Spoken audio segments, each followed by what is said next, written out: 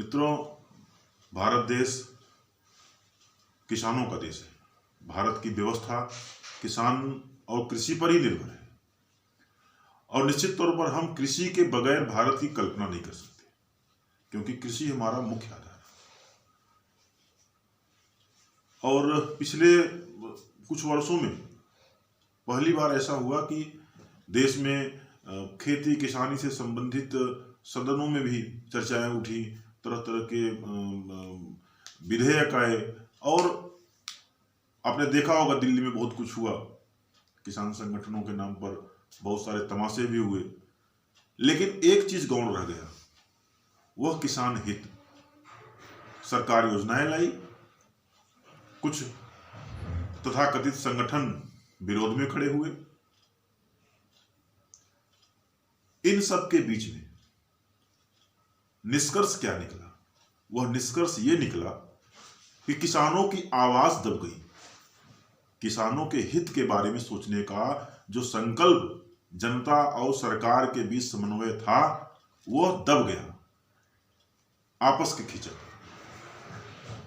मैं बहुत बहुत धन्यवाद देना चाहूंगा भारतीय जनता पार्टी के अध्यक्ष जी को, प्रदेश अध्यक्ष जी को और उनके पूरी टीम को, जिन्होंने यह घोषणा पत्र बनाया, उसमें किसानों के बारे में, उनके हित के बारे में बातें की।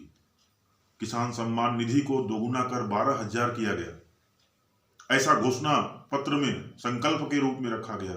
मैं उसका अभिनंदन स्वागत करता हूं। किसान की मूलभूत समस्या खाद बिजली के बाद होती है सिंचाई, और उस सिंचाई को आगामी समय में फ्री करने का वचन संकल्प पत्र के माध्यम से भाजपा ने किया है। यह भी एक अभिनंदनीय कदम है और मैं उत्तर प्रदेश के 23 करोड़ जनमानस के मैं जानता हूं कि आप भी जानते हैं कि उत्तर प्रदेश पूर्ण रूप से कृषि पर आधारित व्यवस्था वाला प्रदेश है। यहाँ का मूल उद्योग उद्यम निर्भरता सब कृषि पर है। लगभग सभी परिवार किसान हैं। तो इसलिए मैं सरकार के इस कदम का अभिनंदन करता हूं, स्वागत करता हूं।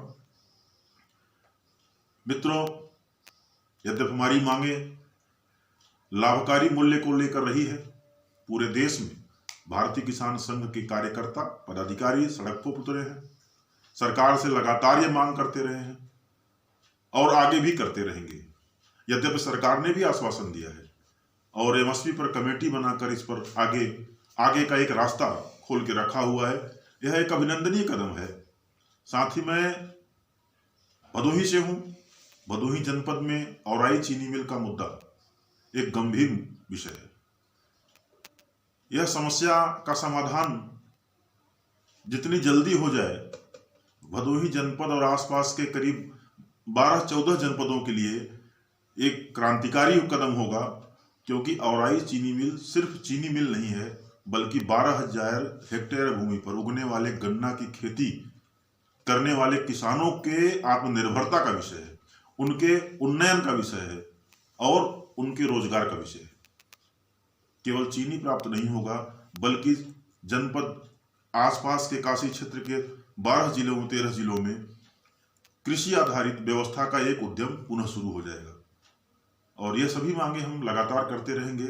लेकिन आज दृष्टिपत्र हमने पढ़ा और उस दृष्टिपत्र को पढ़ने के बाद यह महसूस हुआ कि वर्तमान सरकार और सत्ताधारी भारतीय जनता पार्टी ने किसानों के हित में अच्छे कदम उठाए हैं। मैं किसान परिवारों की तरफ से इसका अभिनंदन करता हूं।